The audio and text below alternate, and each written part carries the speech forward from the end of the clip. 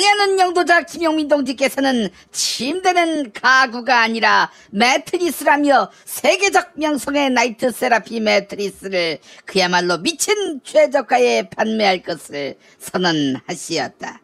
미국의 까다로운 방염 기준을 통과한 원단으로 웬만해서는 불에 붙지 않는 안전함, 라돈에 라도 검출되지 않는 건강함, 독립형 스프링과 컴포트 폼이 보장하는 안락함까지 두루 갖춘 최고급 매트리스임에도 불구하고 가격은 바닥을 뚫고 내려갈 정도로 저렴하다며 위대하신 지도자 김용민 동지께서는 종전선언이라도 된 듯 크게 기뻐하시었다. 김용민닷컴이 자신있게 추천하는 제품 20일 사용 후 반품에도 100% 환불되는 매트리스 나이트 세라피 매트리스를 압도적 최저가에 구매하는 방법은 김용민닷컴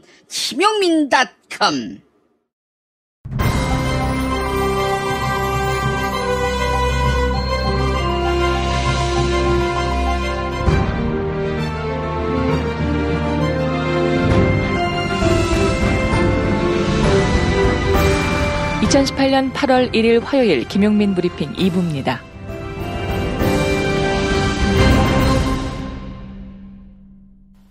오늘 새벽에 나온 종합 일간지 헤드라인 살펴보겠습니다. 먼저 한겨레, 양승태 행정처 국회의원 족집게 로비, 상고법원 설득, 서울신문, 양승태 사법부 국회 언론도 쥐고 흔들려 했다. 국민일보, 국회 법무부 언론에도 상고법원 로비. 이렇게 제목을 달았습니다. 양승태 전 대법원장 시절 법원 행정처가 상고법원 도입을 위해 전방위적인 로비를 시도한 정황이 드러났습니다. 법원 행정처는 국회의원들의 성향을 분석하고 특정 언론사를 이용해 자신들에게 유리한 여론을 만들려고 치밀하게 움직이기도 했는데요. 상고법원 필요성에 공감하지 못하는 국민을 이기적인 존재라고 표현한 문건도 발견됐습니다. 다음은 중앙일보, 남북 DMZ 내 GP 시범철수 공감, 이런 제목입니다. 남북은 어제 판문점 평화의 집에서 9차 장성급 회담을 개최했는데요. 남북 간의 군 당국은 판문점 공동경비구역 JSA의 비무장을 포함한 한반도 긴장 완화에 대해 공감했습니다. 이번에는 조선일보, 8월 정상회담 위해 서훈 곧 방북할 듯, 이렇게 제목을 달았습니다. 서훈 국가정보원장이 지난주 미국을 방문해 대북 제재 면제와 종전선언에 대해 미국 측과 논의한 것으로 전해집니다. 조선일보는 가을 남북 정상회담을 8월 말로 앞당기기 위해 서훈 국가정보원장이 방북할 가능성이 높다, 이렇게 전하고 있습니다. 다음은 동아일보, 종전선언 외치는 북, 뒤에서 ICBM 개발, 이런 제목입니다. 조선이 새로운 대륙간 탄도미사일 ICBM 생산에 들어간 정황이 포착됐다, 이런 미국 언론들의 보도가 잇따르고 있습니다. 이에 대해 청와대는 조선 동향에 대해서는 한국과 미국의 정보기관에서 유심히 지켜보고 있다, 이렇게 밝혔습니다. 이번에는 한국일보, 투자 실종의 고용 뚝, 재정 처방만 되풀이, 세계일보, 투자 절벽에 선 경제, 생산까지 추락, 이렇게 제목을 달았습니다. 통계청의 6월 산업활동 동향에 따르면 지난달 산업 생산은 전월 대비 0.7% 감소했는데요. 한국일보는 시장에 내놔도 재고만 쌓이니 생산을 줄이고 그 여파로 투자도 감소하고 있다, 이런 분석을 내놨습니다. 실제로 지난달 설비 투자는 전월 대비 마이너스 6%를 기록해 4개월 연속 감소했습니다. 마지막으로 경향신문, 40도 불가마, 서울이 끓는다, 이런 제목입니다. 어제 이어서 오늘 그리고 내일까지 사흘 동안 111년 만에 무더위가 이어집니다. 오늘 서울의 수온주는 40도 가까이 치솟으며 기상관측 이래 최악의 폭염이 찾아올 것으로 보입니다. 오늘의 헤드라인 살펴봤습니다. 운전자를 위한 꿀팁, 7,000원 운전자 보험 카페. 알고 계세요? 교통사고가 나면 형사합의금, 벌금, 변호사 비용, 이거 자동차 보험에서는 보장 못해요. 운전자 상해까지도 책임져드리는 7,000원 운전자 보험 카페. 버스, 택시, 트럭 등 영업용 차량 운전자를 위한 12,500원 운전자 보험 카페도 있습니다. 실손, 부모님 건강, 자녀 보험도 안내해드립니다. 02849-9730. 연중 무휴라 언제든 02849-9730. 골반 잡자 바로 잡자 바디로직, 허리 통증 바로 잡자 잡자 바디로직. 몸매 교정 바로 잡자 바디로직. 자세가 좋아지는 골반 교정 타이즈 바디로직. 검색창에 골반 교정 바디로직. 삐딱한 남성 골반 허리에도 역시 바디로직입니다. 바디로직의 효과를 못 느끼셨다면 100% 환불해드립니다. 자세한 환불 조건은 홈페이지를 참조하세요.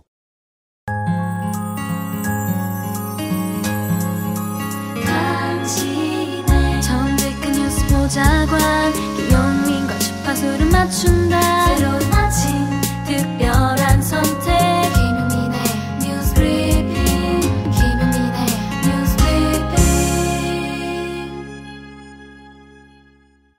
법원이 사법농단 의혹을 담고 있는 문건 약 200건을 추가로 공개했습니다. 문건에 따르면 양승태 사법부는 상고법원 설치를 위해 2015년 초부터 총력전에 나섭니다. 법원행정처는 상고법원 설치에 부정적인 국회의원들을 고립시키고 압박하려 했습니다.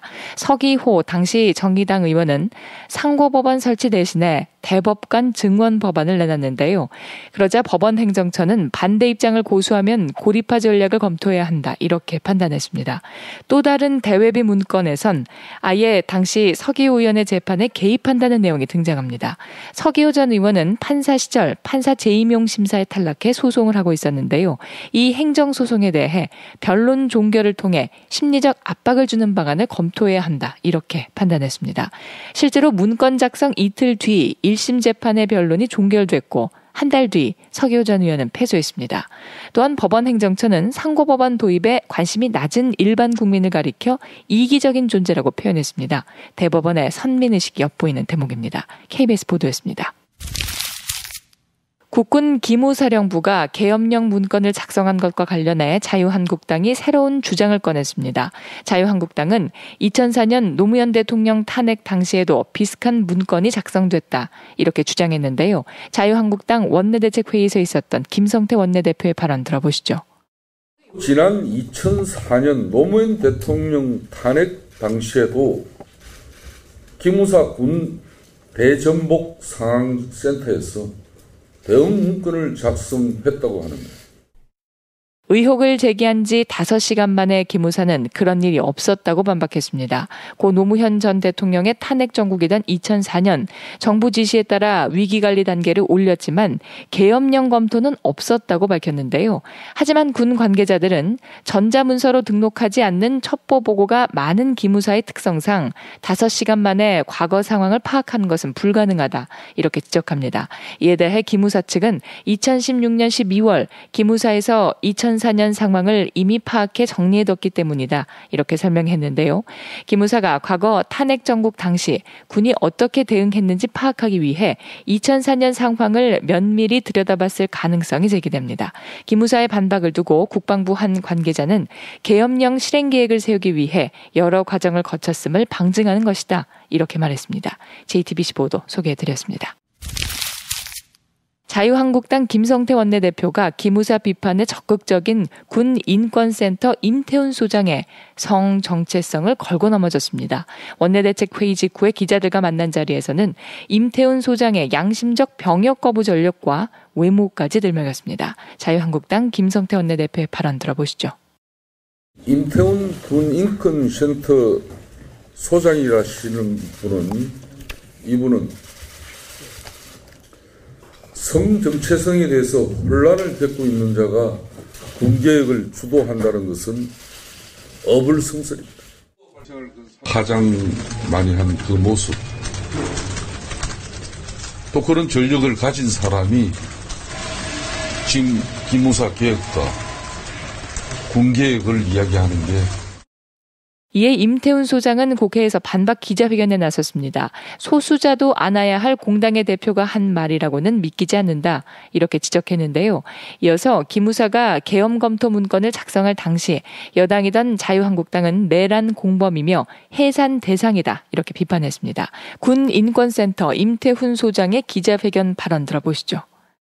동성애자와 성 정체성의 혼란을 느끼는 사람을 동일시하는 무지의 소치는 차치하더라도 인식의 미천을 드러내면서까지 내란범을 지켜야 하는 이유에 국민들은 물음표를 던질 수밖에 없습니다. 당 내부에 내란 음모에 가담한 공범들이 있는지 확인부터 해보시기 바랍니다. 국민들이 궁금해하는 것은 자유당의 헌법 정체성입니다. 더불어민주당과 정의당도 김성태 원내대표의 발언은 인권 침해이자 치졸한 트집 잡기라고 꼬집었습니다. 이상은 SBS 보도였습니다. 어제 남북은 판문점 남측 지역 평화의 집에서 9차 장성급 회담을 열었는데요. 판문점 공동경비구역 JSA의 비무장화, 그리고 비무장지대 DMZ에서 감시 초소, GP의 시범 철수에 대해 큰 틀에서 공감대를 형성한 것으로 전해집니다. 또한 남북은 DMZ에서 공동 유해 발굴을 추진하는 방안, 그리고 서해 해상에서의 적대행위 중지 방안에 대해서도 뜻을 모았습니다. 다만 남북은 회담의 공동 보도문이나 합의문을 채택하지는 못했습니다. 남측 수석 대표인 김도균 국방부 대북정책관은 구체적인 이행 시기와 방법을 협의해 나가기로 했다. 판문점 선언의 합의사항을 추진하는 데 있어 상호 입장을 일치시켰다. 이렇게 평가했는데요. 조선 측 단장인 안익산 중장 역시 회담이 무척 생산적이었다. 정식으로 합의서를 만들 때 세부적으로 밝혔으면 좋겠다. 이렇게 말했습니다. 중앙일보 보도 전해드렸습니다. 서훈 국가정보원장이 조만간 조선을 방문할 가능성이 높은 것으로 알려졌습니다. 지난 4월 남북 정상회담에서 합의한 가을 정상회담을 8월 말로 앞당기는 방안을 논의하기 위해서입니다. 비핵화를 둘러싼 조선과 미국 사이의 이견이 표면화하고 있는 상황에서 조기 남북 정상회담을 통해 우리 정부가 대화 촉진자 역할을 해야 하는 것 아니냐, 이런 판단이 작용한 것으로 보입니다. 복수의 정부 관계자들은 서훈 원장이 지난주 미국을 방문했다고 전했는데요. 서훈 원장은 마이크 폼페이오 미국 국무장관을 포함해 트럼프 행정부의 외교안보 라인 핵심 인사들을 연쇄 접촉한 것으로 알려졌습니다. 서훈 원장 일행은 방미 결과를 정부 핵심 관계자들과 공유하고 조선에 직접 전할 메시지를 준비하고 있는 것으로 전해집니다. 당장 종전선언은 어렵겠지만 개성공단의 남북 공동연락사무소 운영, 그리고 남북 이산가족 상봉을 위한 대북 제재의 일시적 유예를 당근으로 제시할 가능성이 점쳐집니다. 이상은 조선일보 보도였습니다. 허익범 특별검사팀이 김경수 경남도지사에 대해 압수수색 영장을 청구했습니다. 앞서 특검팀은 드루킹 김동원 씨가 제출한 USB에서 드루킹과 김경수 지사가 보안 메신저 시그널을 통해 주고받은 대화를 확인했습니다. 또한 김경수 지사가 드루킹에게 재벌개혁 공약을 자문해달라, 이렇게 요청한 대화 내역도 확보했습니다. 이를 토대로 김경수 지사에게 댓글 조작 공범 혐의를 적용하는 방안을 검토한 것으로 알려졌습니다. 특검은 압수수색 영장을 청구하며 김경수 지사의 신분을 피의자로 전환했는데요. 특검팀은 영장이 발부될 것으로 보고 어제 수사관들을 경남도지사 관사가 있는 경남 창원으로 보냈습니다. 하지만 법원이 영장을 기각해 수사관들은 바로 서울로 올라왔습니다. 특검팀은 영장 재청구를 검토하는 한편 김경수 지사에 대한 소환도 준비한다는 방침입니다. KBS 보도였습니다. 오늘 서울의 낮 최고 기온이 39도까지 치솟으면서 기상관측 이래 111년 만에 가장 더운 날씨가 찾아올 전망입니다. 밤에는 사상 첫 초열대야에 근접한다는 예보가 나왔습니다. 밤이 돼도 온도 자체가 30도 이상이 유지될 가능성이 있는 겁니다. 어제 이낙연 국무총리는 전기요금에 대해 한시적으로 특별 배려를 할 수 있는지 검토하라, 이렇게 관계부처에 주문했습니다. 이낙연 총리는 정부가 폭염을 자연재난에 포함하도록 법 개정을 추진하고 있지만 그 전에라도 폭염을 재난으로 인식하고 대처해야 한다, 이렇게 강조했습니다. 이에 따라 한시적인 누진제 완화 조치가 뒤따를지 관심이 쏠리고 있습니다. 주무부처인 산업통상자원부는 누진제의 골격을 건드리지 않는 제한적인 요금 부담 경감이 가능한지 검토를 시작했습니다. YTN 보도 소개해드렸습니다. 최근 광주의 한 여자 고등학교 학생들이 교사들에게 상습적인 성추행과 성희롱을 당했다, 이렇게 폭로했습니다. 이에 광주시 교육청이 전수조사를 벌였는데요. 그 결과 지금까지 공개된 것 외에도 여러 형태의 성희롱이 있었던 것으로 드러났습니다. 신체의 일부를 쓰다듬거나 속옷 끈을 만지는 것부터 엉덩이를 포함해 신체의 특정 부분을 가리키며 수치심을 줬습니다. 욕설에 가까운 말과 여자는 애 낳는 기계라는 여성 비하 발언도 서슴지 않았습니다. 피해 학생은 180여 명인데 더 늘어날 가능성이 큽니다. 현재까지 연루된 교사가 11명으로 조사됐으며 교육청은 이들 교사를 경찰에 수사 의뢰할 예정입니다. JTBC의 보도 전해드렸습니다.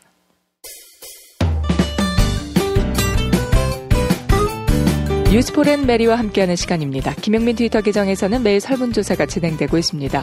주 52시간 근무제 시행이 한 달을 맞았습니다. 52시간 근무제는 300인 이상 사업장과 공공기관에 우선 도입되기 시작했는데요.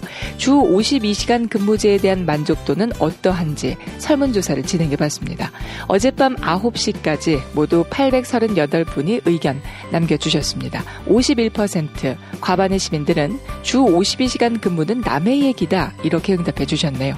41%, 10명 가운데 4명은 52시간 근무제가 잘 지켜지고 있으며 만족하고 있다 이런 입장입니다. 야근비를 포함해 소득이 주로 아쉽다는 의견은 7%로 나타났습니다. 트위터를 통해 시민들과 소통하고 있습니다. 보공님, 주 40시간도 많습니다. 구포나루님, 중소기업에 근무하는 노동자나 일당 노동자들에게 주 5일 근무는 아직 다른 나라 이야기처럼 느껴집니다. 설문조사에 참여해주신 여러분께 감사의 말씀 전합니다.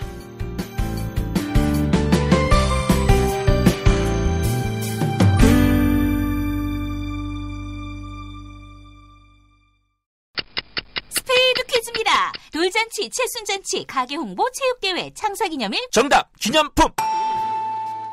문제를 끝까지 들으셔야죠. 이럴 때 사용하는 판촉물이나 기념품, 답례품, 단체 선물 등을 취급하는 전문업체로서 국민을 위해 제대로 일하는 언론과 정당에 후원을 하는 판촉물 전문업체는 어디일까요? 정답! 네피알! 네? 어디라고요? 네피알! 네, 정답입니다.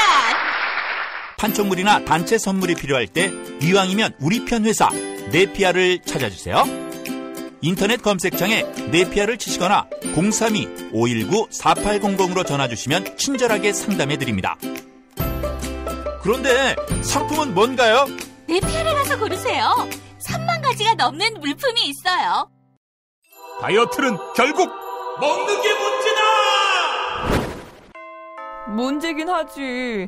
매끼 식단 챙기기도 번거롭고 빼도 금세 다시 찌고. 아직도 몰라?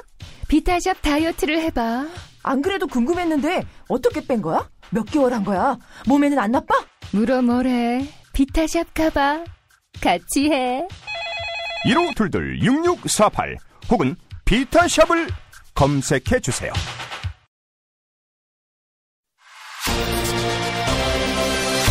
답은 이미 정해져 있으니 너는 대답만 해라고 하는 답정모. 아닌데. 답은 정치인데 너만 몰라. 이건데.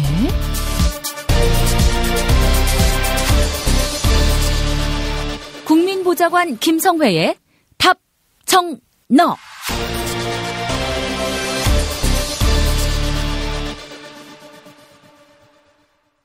탈모는 막아주고 빠진 머리는 다시 나게 하는 18,000원짜리 뿌리 깊은 샴푸 두피 영양제. 돈 많이 들고 효과 없다고 포기하신 분들 딱 한 달만 뿌리세요. 효과가 없다면 환불한다고 하네요. 전화는 1566-7871번입니다. 국회 더불어민주당 손혜원 의원실 김성회 보좌관을 통해 답정너 만나봅니다. 김성회 보좌관님 안녕하세요. 네, 안녕하세요. 법원행정처가 양승태 전 대법원장 시절 사법행정권 남용과 관련한 미공개 문건을 또 공개했군요. 예, 그렇습니다. 이게 당장 하라고 한 것을 찔끔찔끔 하나씩 하더니 이번에는 여태까지 미공개했던 228개 중에서 중복된 32개를 제외하고 196개를 공개했습니다. 그럼 이제 다 공개가 된 건가요? 개인정보라고 가려놓은 부분에 무엇이 들어있는지를 알 수 없기 때문에 전면 공개로 보기는 좀 어려운 것 같고요. 그렇지만 여태껏나 지금까지의 기세에 비해서는 많이 공개한 상황으로 보아야 할 것 같습니다. 네. 어떤 내용 담겨 있었나요? 워낙 내용이 많아서 지금 이제 기사들이 쏟아져 나오고 있고 이제 저도 원문을 보고 있는 중인데요. 지금 나와 있는 것들 중에서 이제 몇 가지 좀 살펴보면 첫 번째로는 이제 기사 제목들을 그렇게 뽑았던데 이제 전병헌 의원 개인 민원 4개로 상고법원을 설득했다. 이렇게 하면서 유승민, 이병석 당시 여당 의원들, 이병석 의원 같은 경우는 이제 포항법원이나 지역의 발전을 위한 아이템을 적극 발굴해서 제시하자.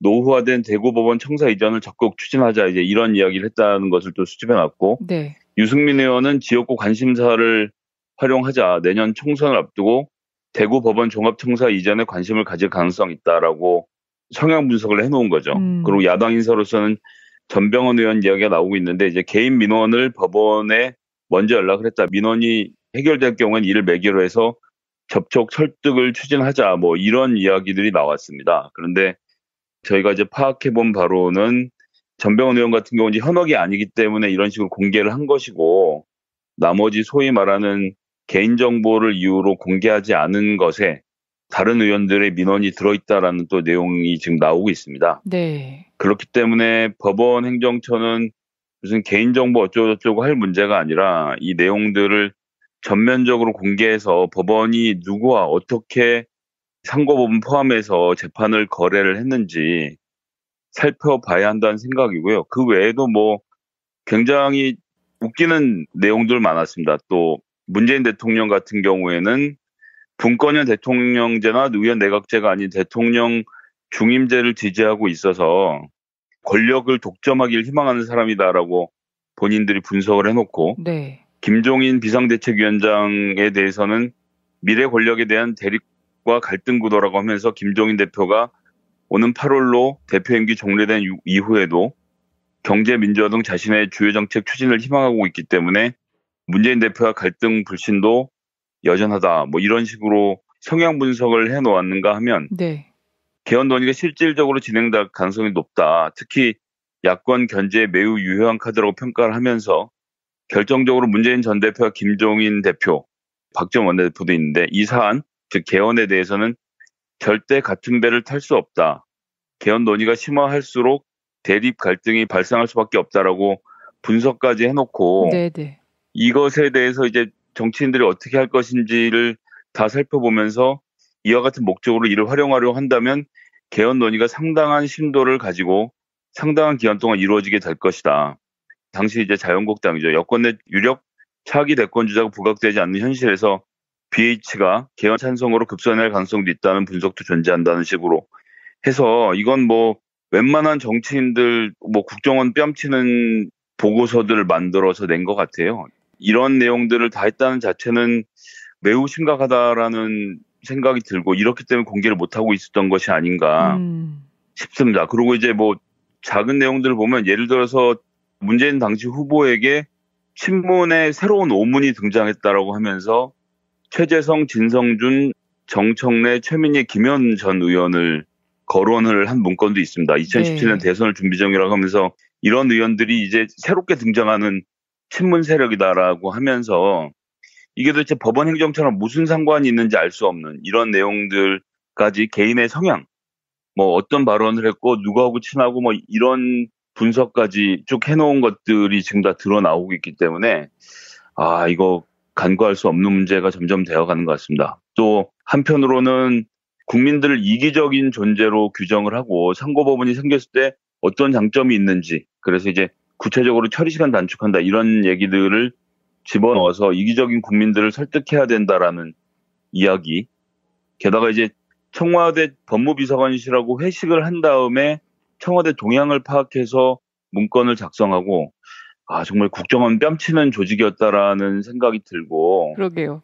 이거는 그냥 이렇게 둘 수는 없는 문제인 것 같습니다. 지금 공개를 하는 것은 시작에 불과하고 이 문건을 누가 작성했는지 또 어떤 내용들이 들어가 있는지에 대한 분석을 해야 될 뿐더러 지금 여기 공개된 것은 말 그대로 전 빙산의 일각이라고 생각합니다. 네. 팔이 안으로 굽는 법원에서 조사한 자료의 일부인 것 아닙니까? 양승태 대법원장 시절 작성했던 문건의 개수가 400몇 개에 불과할 리 없고요. 전 이것이 이제 시작에 불과하다라는 생각, 그리고 제가 조금 전에도 말씀드렸습니다만 개인정보를 이유로 유력한 정치인들이나 이런 사람들의 이름은 빼놓고 지금 문건이 공개됐다라는 이야기가 계속 나오고 있는데요. 이런 부분들에 대해서도 철저한 조사와 수사를 해야 되는 것 아닌가. 저는 이렇게 생각을 하고요. 나오는 담당자라면 무슨 뭐 이거는 대법원장이고 뭐고 가릴 이유가 없다고 생각합니다.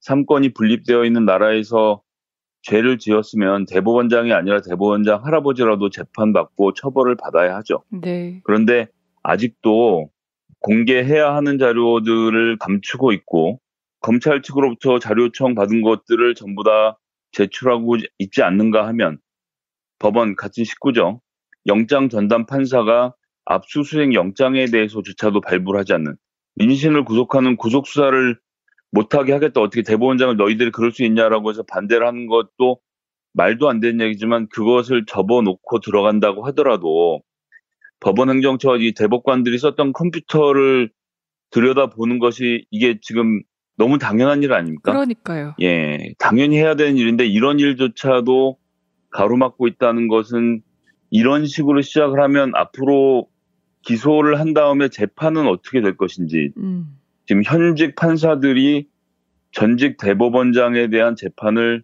정말 할 수 있을까? 이 사람들 머릿속에는 대통령은 갈아치울 수 있는 사람이라고 생각하겠지만 대법원장은 자기랑 한 식구라고 생각하지 않겠습니까? 당연히. 그러니까 말이에요. 예, 이런 사람들에게 재판을 맡긴다는 것이 전 정말 걱정입니다. 이거 어떻게 해야 될지. 야, 이거 뭐라고 드릴 말씀이 없네요. 네.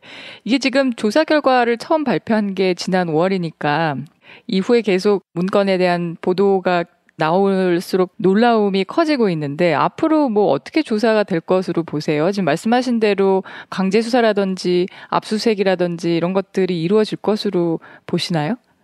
예, 전 당연히 이루어질 것으로 보고 지금 이제 국민 여론이 터져 나갈 거라고 봅니다. 지금 조사한 문건에서 이만큼 나왔다는 것은 조사를 시작도 못한 문건에서 더 많은 내용들이 들어있을 것으로 보여지고 그렇기 때문에 이것들을 다 찾아내야 된다. 지금 사법부가 무너지면요. 정치 권력은 국민들의 마음에 안 들면 그냥 투표해서 바꾸면 됩니다. 노출도 많이 돼 있고요. 국회의원들은 사실 일수일투족이 다 공개되어 있다고 봐도 무방한 상황 아닙니까? 매일 욕먹고 하지만 그만큼 관심을 많이 가지고 사람들이 지켜보고 있다는 이야기이기도 한데 네. 사실은 판사들, 대법관들은 그냥 알아서 잘 하겠거니 이렇게 국민들이 많이 생각해 오셨을 것 같아요. 사실 누가 대법관이고 대법관이 어떤 판결을 했고 이런 자세한 것에 대해서 국민들이 얼마나 지금까지 관심을 가져왔겠습니까?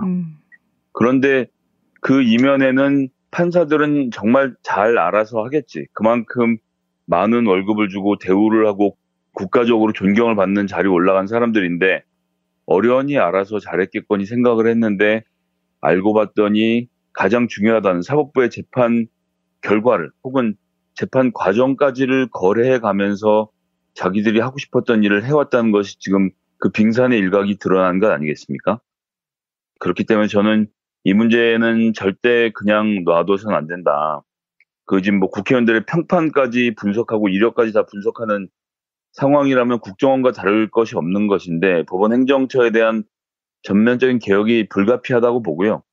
그에 앞서서 이런 문건을 지시한 자가 정말 누구인지, 양승태 대법원장 혼자의 기획인지 아니면 다른 대법관들도 함께 공모했는지, 또 행정처 외에 어떤 판사들이 여기에 개입을 했는지, 그리고 정말 재판 거래를 한 사실이 있는지까지를 전면적으로 조사해야 한다고 보고요. 그런 다음에 검사가 기소를 하면 이것을 재판을 다시 우리나라 사법부가 하게 될 텐데 그 사법부의 재판 결과를 지금 믿을 수 있는가, 이 문제도 한번 좀 심각하게 생각해 봐야 한다는 생각이 좀 듭니다. 그래서 이게 어디로 가게 될지 정말 걱정이 많이 되고요. 이 문제에 대해서는 특히나 대통령이 사법개혁에 대해서는 본인의 전문 분야이기도 하고 잘 할 수 있는 분야이기 때문에 지금까지 일관되게 추진해왔던 점 고려해서 현 대법관을 포함해서 현재 법원장들이 이 문제를 좀 중요하게 보고 우리는 아무 문제가 없으니까 조사할 필요가 없다는 따위의 회의를 할 거면 저는 전면적으로 수사하고 필요한 경우엔 정말 대수술을 단행해서라도 사법부의 판결을 못 믿으면 나라의 근간이 흔들리는 일이거든요. 대통령도 투표로 바꿀 수 있고 국회의원도 투표로 바꿀 수 있지만 대법관들은 지금까지 어떻게 하는지 사실 저희가 큰 관심 안 가지고 그냥 놔뒀다는 점 생각하면 전 심각한 문제로 보고 반드시 상응하는 조치를 취해야 한다고 그렇게 생각합니다. 지금 보도된 내용들을 보면 문건들을 굉장히 치밀하게 만들었어요. 여기 보면 상고법원 추진 연착륙 방안, 연착륙 연도별 시뮬레이션에서 아주 치밀하게 준비한 걸 알 수가 있는데 실패했을 경우를 대비하기도 하고요. 그래서 앞으로 이제 어떻게 재판을 통해서 정의를 실현해 나갈지 한번 지켜봐야 할 것 같습니다. 다음은 어떤 소식 전해주실까요? 드루킹의 USB 때문에 좀 시끄러워지고 있죠. 특검이 조사 결과를 발표를 하는 게 아니라 흘리기 시작을 또 하고 있습니다. 이것은 노무현 대통령 때도 저희가 많이 봤고 취재도 취재인데 이 USB와 관련돼서 내용을 정리해서 누군가 브리핑하는 게 아니라 자꾸 여기저기다 흘리는 거예요. 그래서 조금씩 내용이 나오면서 뭐 이러더라 저렇다더라는 식의 카더라 통신이 포함돼서 뭔가 정확한 내용이 나오지 않은 상태로 자꾸 보도가 되고 있다는 것은 매우 유감스럽다라는 말씀 먼저 드리겠고요. 그래서 지금 뭐 이제 드루킹과 관련돼서 김경수 도지사와 뭔가 대화를 나눴다는 얘기가 지금 나왔다는 것 아닙니까?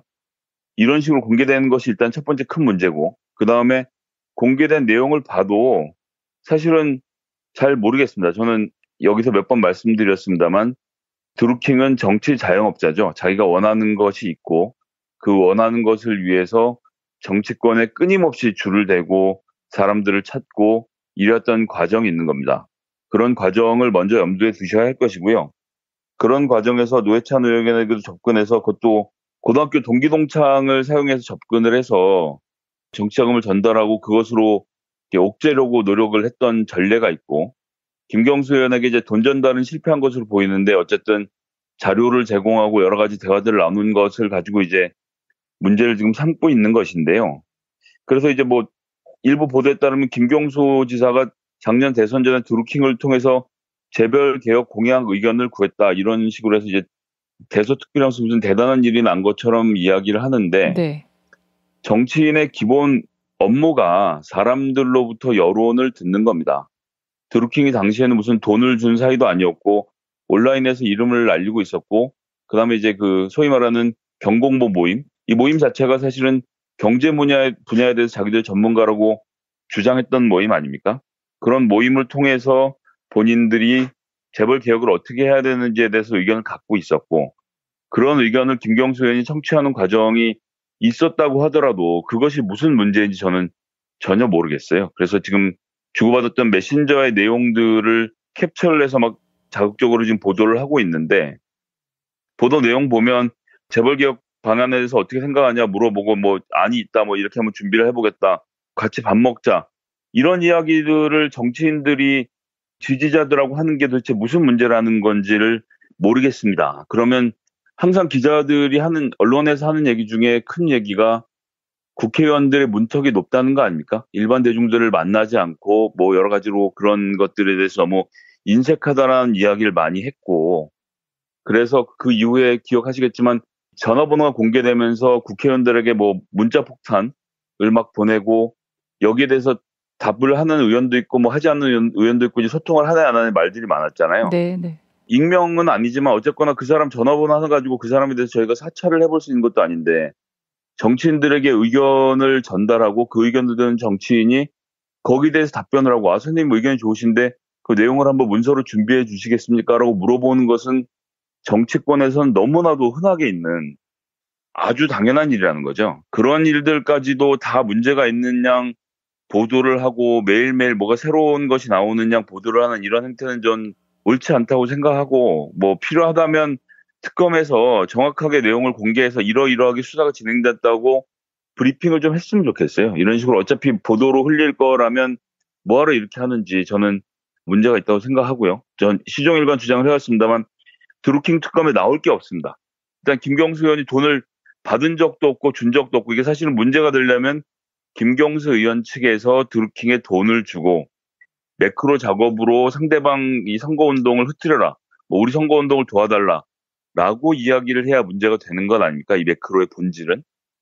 돈을 받고 선거운동을 불법적으로 했다라는 것이 이어져야 문제가 되는 것인데, 내가 당신을 지지합니다, 내가 당신 선거운동을 돕겠습니다, 우리가 댓글을 앞으로 하루에 300개씩 달겠습니다라고 얘기하는 지지자들을 하지 말라고 해야 하는 것이 정상인지, 이 온라인에서 댓글을 달고 의사를 표시하는 것은 정치의 가장 기본이거든요. 그리고 모든 정치적 행위는 조직된 시민이 하는 겁니다. 그것이 드루킹이 이제 와서 드러난 사실을 보고 문제가 있었다는 거 아는 것이지, 이런 식으로 문재인을 지지하는 사람들의 모임, 홍준표를 지지하는 사람들의 모임이 모여서 홍준표에게 유리한, 문재인에게 유리한 댓글을 하루에 30개씩 달자라고 하는 것은 법안에 포함되어 있는 선거운동의 아주 가장 기본적인 방법이거든요. 네. 이런 것들 전체가 문제가 되는 양 보도를 하고 이런 식으로 하나씩 흘려가는 행태는 전 옳지 않다고 생각을 하고요.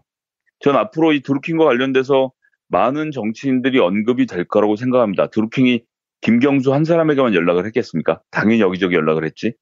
연락을 받고 아유 선생님 감사합니다. 그렇게 추천을 많이 눌러주신 분들이 50분이라도 계시다니 정말 감사합니다.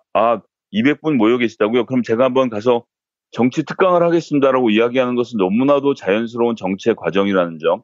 그리고 드루킹 산체에 누가 가서 강연을 했다라고 보도가 나오더라도 그런 보도에 일희일비하실 필요 없다는 점을 꼭 한번 좀 말씀드리고 싶었습니다.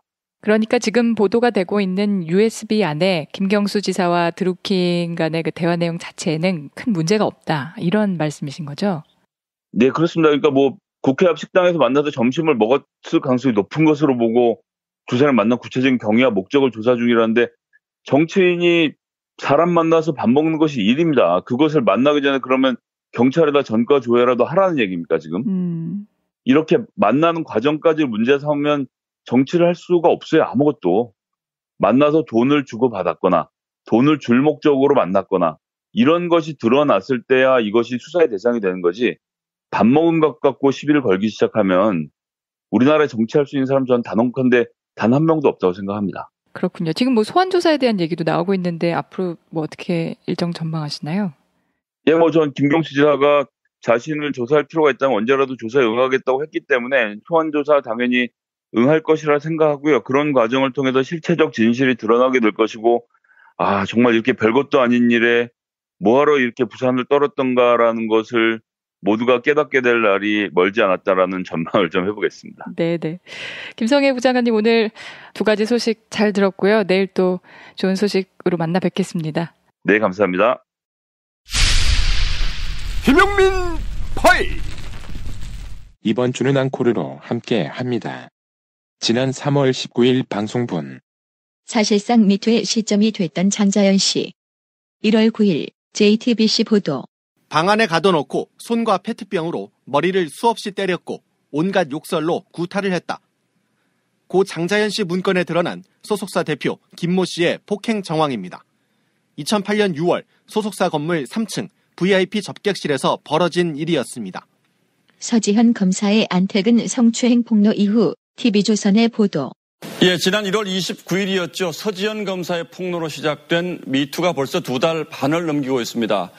수사는 어떻게 진행되고 있는지, 그리고 정치 사회 분야, 우리 사회 전 분야에 어떤 변화가 일고 있는지. 미투 이후에 공연계가 달라지고 있습니다. 성폭력 대상이 됐던 여성을 비롯해서 어린이 등 이 사회적 약자가 목소리를 내는 작품이 각광을 받고 있습니다. 음악계에도 미투 고발이 이어졌습니다. 중견 트로트 가수부터 아이돌 그룹 멤버까지 성폭력 가해자로 지목됐습니다. 김기덕 감독과 배우 조재현 씨 성폭력 고발로 충격에 빠진 영화계가 긴급 실태조사에 나서서 그 결과를 발표했습니다.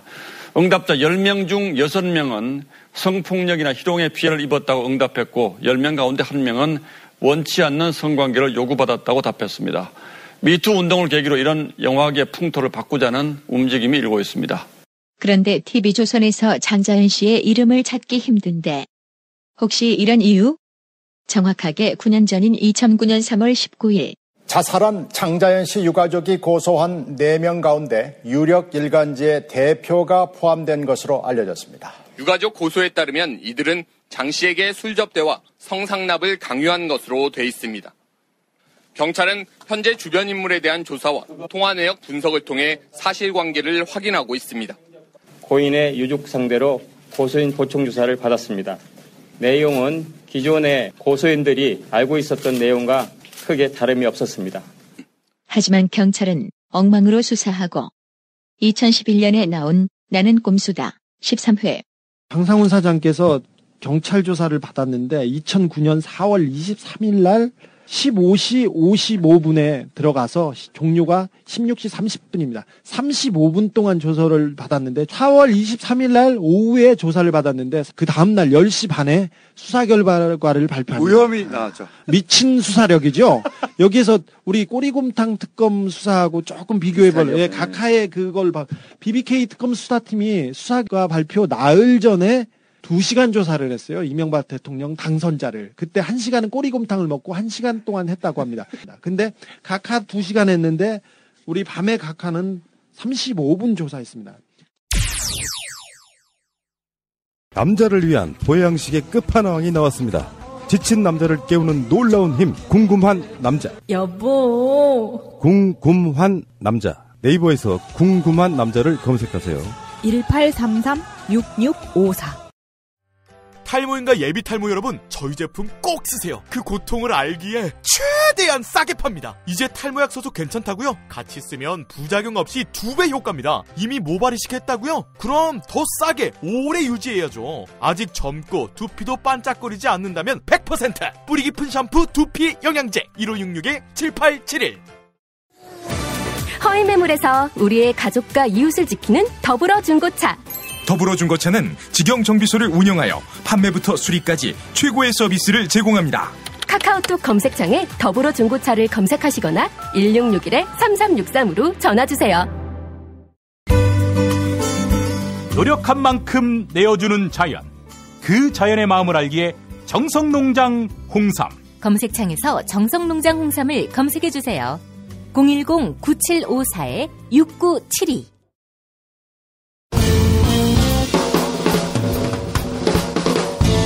미디어 오늘 정상근 기자가 뉴스 속의 뉴스를 짚어드립니다.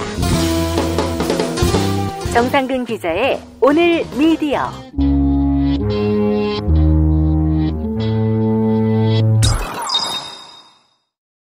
정상근 기자와 미디어 관련 소식 짚어봅니다. 정 기자님 안녕하세요. 네, 안녕하십니까? 네, 오늘 어떤 소식 준비하셨나요? 네, 최근 논란이 되고 있는 보물선에 대한 얘기부터 드리겠습니다. 네. 이게 미디어스의 보도인데요. 제가 보기에는 아직 의혹 수준인 것 같아요. 뭐가 확실하게 드러난 것은 없는데 설령 이 미디어스가 제기한 그 의혹이 사실이 아니더라도 이게 문제는 분명히 있는 것 같아서 이 얘기를 좀 드리고자 합니다. 네. 많이들 들으셨겠지만 이 돈스코이호라는 배가 있더라고요. 이 배가 러시아 배인데 지난 1905년 러일 전쟁 과정에서 침몰을 했다고 해요. 그래서 이 배를 둘러싼 여러 가지 소문들이 있었던 모양입니다. 여기에 이제 보물이 어마어마하게 있다는 소문인데 이게 금괴를 비롯해서 보물의 가치가 무려 150조에 이른다라고 하니 정말 어마어마한 액수죠. 네.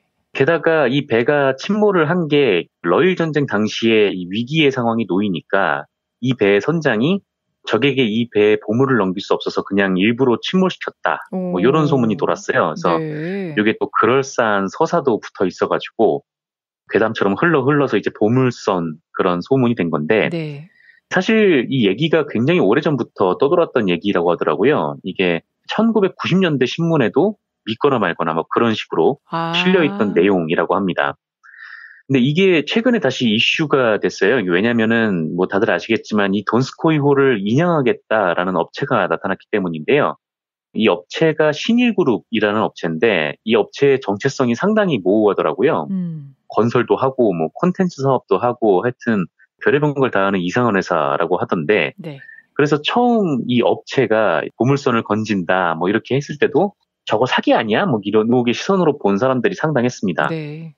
그리고 이후에도 계속 사기 의혹이 짙어졌는데 돈스코이호 탐사 영상이라고 해놓고 뭐 영화 타이타닉의 영상을 집어넣는다던가 가상화폐를 사면 보물을 건지면 그 보물로 교환을 해준다던가 뭐 이게 정부 허락도 받지 않았다던가 뭐 이런 얘기들이 막 돌았었어요. 그래서 저게 사기 아니야? 라는 의혹에서 저게 사기네 이런 확신까지 사람들의 시선이 돌아선 것 같은데 이런 의혹을 밝혀내는 데까지는 이 언론의 역할도 적지 않았던 것 같습니다. 그래서 언론이 막 여기저기 찔러보니까 좀 사기성이 짙었고 그래서 독자들의 판단에 도움이 될 만한 정보를 미리 보도를 했던 것이죠.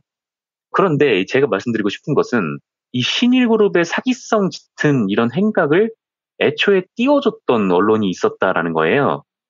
그게 미디어스 보도의 핵심인데요. 네. 그러니까 돈을 받고 기사를 써줬다라는 의혹입니다. 네. 그리고 이 의혹의 대상이 된 언론은 중앙일보하고 동아일보입니다. 실제로 당시 중앙일보 보도를 보면 이 미디어스의 의혹이 그럴싸해 보이는데요. 심지어 이 작년 기사였는데 지난해 9월 21일 중앙일보 16면에 150조 금괴 실렸다는 울릉 앞바다 보물선 이번엔 진짜 인양이라는 기사가 게재돼 있었어요. 중앙일보의 이 기사를 보면 뭐 150조 어쩌고 하면서 20일 건설업계에 따르면 서울에 본사를 둔 건설업체 신일광채그룹이 최근 이 배 인양을 추진하고 있다라고 보도를 합니다. 네. 지금은 이제 신일그룹인데 이때는 신일광채그룹이었나 봐요. 그러면서 이 중앙일보가 이 신일광채그룹이라는 곳에 대해서 자세히 설명을 해주고 사실 이 보물선을 인양하려던 업체는 동아그룹이라는 회사인데 여기는 상당히 좀 큰 회사였죠. 네. 여기가 지금 잘 안 돼서 동아그룹에서 나온 홍건표 회장이라는 사람이 신일광채그룹이라는 걸 세워서 다시 이 배를 인양하려 한다라는 취지의 기사를 그럴듯하게 써놨어요. 그래서 정말 보물선이 발견이 된 건가라는 생각이 좀 들게요. 네.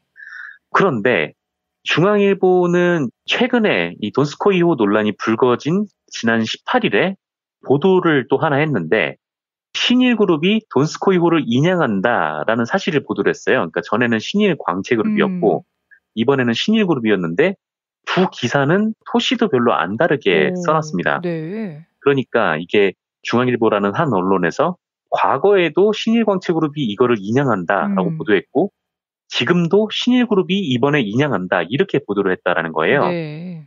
물론 이 취재한 기자가 다르다고 해도 이게 상식적으로 이런 기사를 한번 쓸 때 적어도 이제 검색 정도는 한번 해봤을 텐데 그렇죠. 자사가 예전에 똑같은 내용으로 기사를 쓴지 몰랐을까라는 의혹이 드는 거죠. 그러게요. 모르고 예전에 썼던 그대로 이번에 뭐 회사명만 바꿔서 쓴 건지 아니면은 뭐 예전 거를 그대로 베껴서 쓴 건지 뭐 그러면서 이상하다는 점을 한 번도 못 느꼈는지 이게 이상하다라는 게 이제 미디어스의 지적이었습니다. 이거는 이제 동아일보도 비슷한데요. 지난해 11월 28일자 동아일보에도 이런 기사가 실렸어요. 150조 원 규모 드미트리 돈스코이호 인양 사업 성공시킬 것 이런 기사가 걸렸는데 그리고 또 지난 17일에도 동아일보는 인터넷판에 113년 전 울릉 앞바다 침몰한 돈스코이호 150조 금괴 금화 실린 보물선이라는 기사를 통해서 비슷한 내용을 실었다라는 거죠. 네. 그래서 미디어스의 의혹은 중앙일보의 이런 기사가 광고가 한몫했다라는 의혹을 제기를 한 거예요. 그러니까 신일광채그룹의 홍건표 회장이라는 사람이 중앙일보에 집중적으로 광고를 했다라는 그 업계 얘기가 있다라는 게 이 보도의 이제 의혹이고, 네. 뭐 신일광채그룹도 그렇고 이번에 신일그룹도 그렇고 특히나 이제 중앙일보에 광고를 몰아줬다라는 것이죠. 그래서 만약에 이들이 이제 사기 행각을 벌였다면 혹은 벌이려고 했다면 중앙일보는 돈에 팔려서 이들의 사기 행각을 방조를 넘어 도운 셈이 돼버립니다. 네. 그러니까 광고도 아니고 기사로 썼다면 독자를 기만한 셈이 되는 것이죠. 그렇죠. 근데 이 미디어스에는 이 중앙일보의 해명은 없고요. 홍건표의 해명이 있기는 한데 뭐 이 홍건표는 중앙일보에 광고 의뢰를 한 적도 없다 이렇게 반박을 했습니다. 네. 그래서 아직은 뭐 의혹 단계이기도 한데요. 설령 돈을 받고 쓴 기사가 아니라고 해도 이게 언론이 별다른 검증도 없이 이런 식으로 기업에 이용당했다는 건 옳지 못하다로 보여지고요. 또 기사 하나에 이게 주가가 올랐다 내렸다 하는 게 언론인데 이 언론이 이런 큰 영향력을 끼치고 있는데 보다 신중해야 하지 않았을까 뭐 이런 생각도 들고 만약에 중앙일보가 돈을 받고 저런 기사를 썼다면 그리고 이 돈스코이호가 사기 행각으로 드러났다면 이거는 이제 공범으로 엄하게 처벌을 받아야 하지 않을까 그렇게 생각이 됩니다. 저도 예전에 이 기사를 읽었던 기억이 나는데요. 궁금한 점이 150조 원이라는 건 어떻게 계산이 된 건가 하는 의문이 들더라고요. 네, 이게 정말 놀라운 게 뭐였냐면은 90년대에도 이게 비슷한 기사가 났다라고 했었잖아요. 네.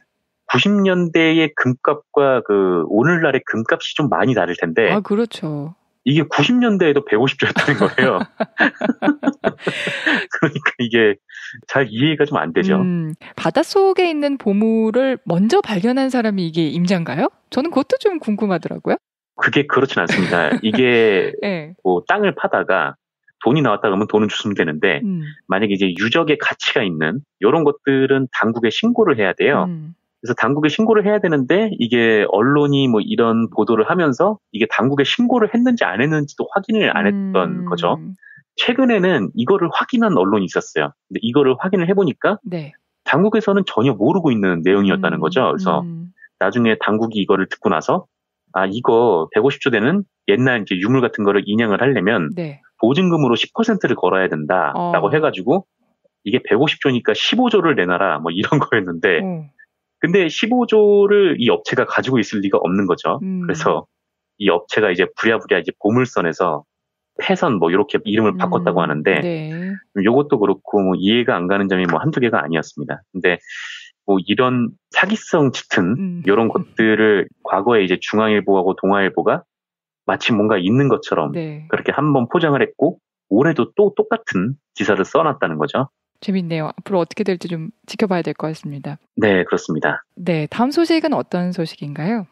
네, 그 방송을 들으시는 날 기준으로 아마 어젯밤에 이 PD수첩 보도를 보신 분들이 많을 겁니다. 고 장자연 씨 사건을 PD수첩이 2부작으로 다루고 있는데요.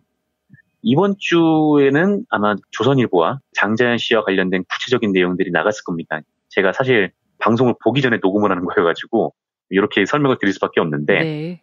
오늘 소개를 드리는 내용 말고 혹시 또 중요한 내용이 있다면 저도 방송을 보고 조만간 기회가 될 때 뭐 다시 정리를 해보겠습니다. 네. 일단 오늘 말씀드릴 내용은 미디어오늘을 보니까 PD수첩 내용의 일부가 이미 보도가 됐더라고요. 그래서 그 내용을 중심으로 말씀을 드리려고 하는데요. 네.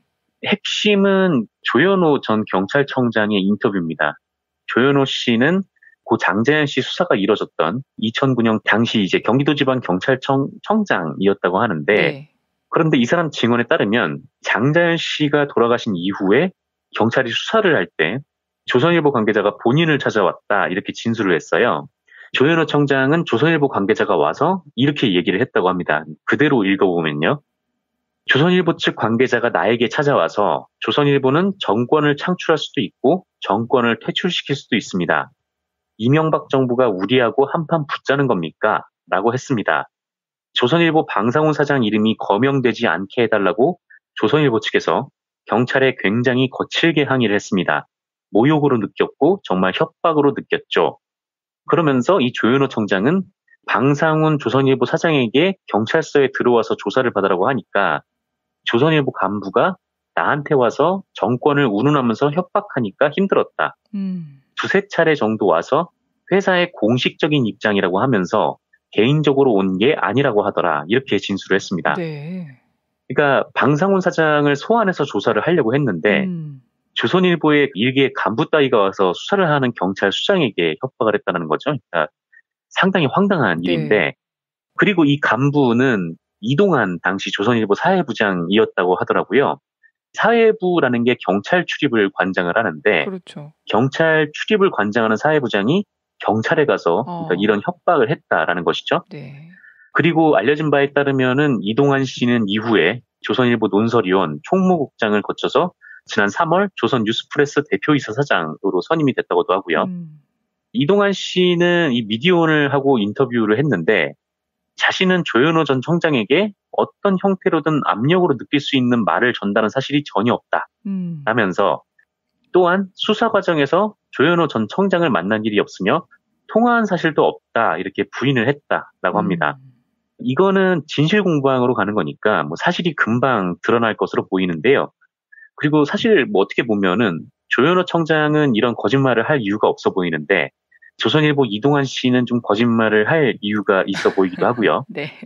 그래서 어쨌든 이 PD수첩에서 이런 내용을 다룰 것으로 보이는데요. 이 장자연 씨 사건이 재조사가 진행 중인데 합리적인 수사와 결론이 나기를 좀 기대를 해보도록 하겠습니다.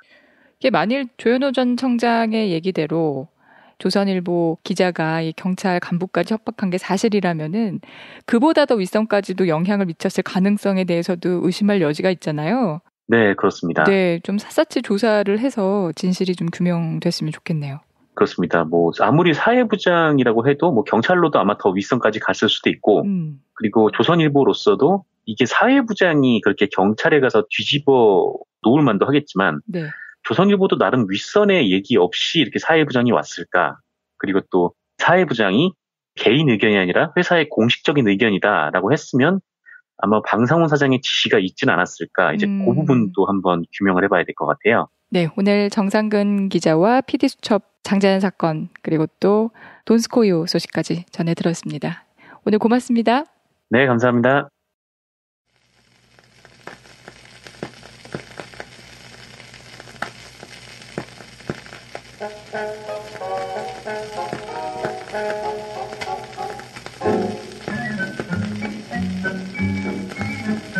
이번 주는 통일 노래로 함께합니다. 서울과 평양을 고속도로로 연결하는 남북도로 현대화 사업이 추진됩니다. 개성 평양 간 고속도로 개보수 추진에 합의했다는 건데요. 문산 개성 간 고속도로 사업까지 진행되면 서울과 평양이 고속도로로 뚫리게 됩니다.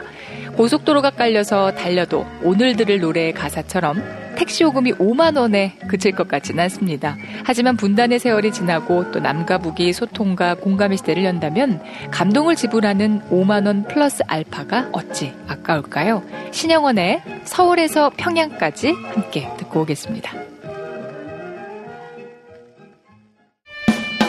서울에서 평양까지 택시 요금 5만 원, 소련도 가고 달나라도 가고 못 가는 곳 없는데 광주보다 더 가까운 평양은 왜 못 가? 우리 민족 우리의 땅 평양만 왜 못 가? 경적을 울리며 서울에서 평양까지 꿈속에라도 신명나게 달려올란다.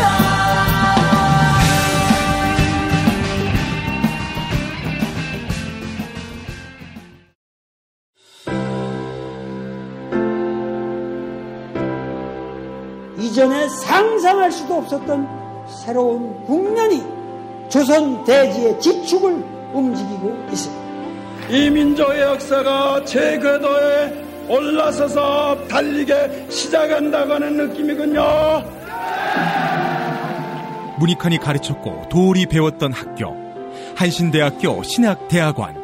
꿈을 현실로 살아간 선구자를 양성하는 한신신학은 촛불혁명과 한반도 종전선언 이후의 세상을 준비하고 있습니다. 한신신학을 통해 세계의 신학을 깊이 연구하고 더 나아가 시대의 예언자의 길을 걷고자 하는 모든 분들을 환영합니다. 이 새 시대는 문익환 씨의 힘으로 열리는 것이 아니라 바로 여기 모인 여러분들의 힘으로 열리는 거예요. 한신대학교 신학대학원 홈페이지나 02-2125-0108로 문의하실 수 있습니다.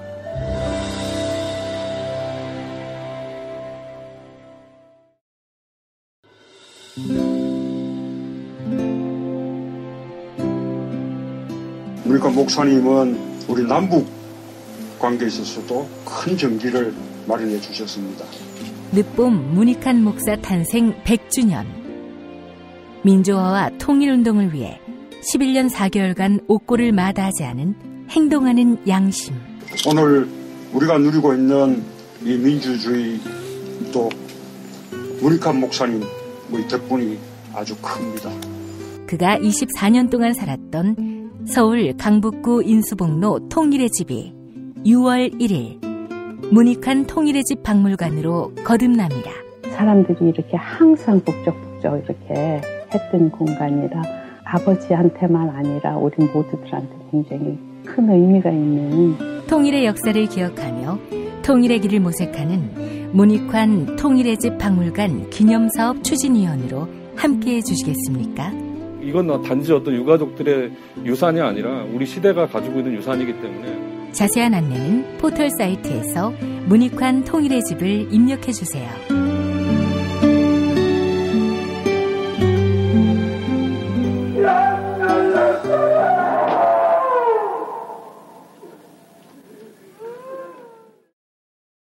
탄핵 때문에 뭐 이야기를 전달을 하려고 해도 길을 막고 듣지를 않아요. 해족 수준으로 쪼그라든 한국 보수. 회생의 길은 과연 있을까?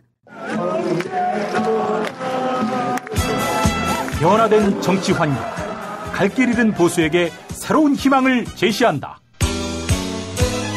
애국 보수의 화려한 부활과 집권을 위한 본격 가이드, 김용민의 신간, 보수를 지켜라. 진중권도 투표하는 보수 정당. 광주에서도 일당이 될 수 있는 보수 정당. 젊은이들의 입당이 줄을 잇는 보수 정당. 언제까지 민주당 정의당을 부러워만 할 것인가? 부러우면 진다니까? 자유한국당 당원 김용민이 쓴 보수를 지켜라. 이김에서 나왔습니다. 김용민닷컴과 팟빵 게시판에 올라온 사연들 소개해드립니다. 도시리님, 김보영 아나운서 진행 잘 해주고 계신 것 같아요. 무더위에 건강 유의하시고 남은 한 주간 방송 진행 잘 부탁드려요. 고맙습니다. 담덕태자님, 참여정부 시절 노무현 당시 대통령을 지지하는 글을 쓰면 빨갱이란 답글이 달렸습니다. 기무사 댓글 요원이었던 건 아닐까요? 2018년 8월 1일 수요일 김용민 브리핑 모두 마치겠습니다. 애청해주신 여러분 감사합니다.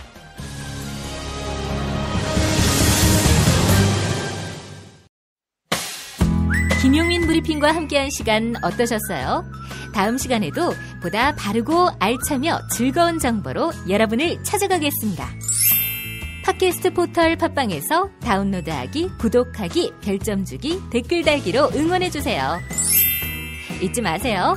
다운로드하기, 구독하기, 별점 주기, 댓글 달기.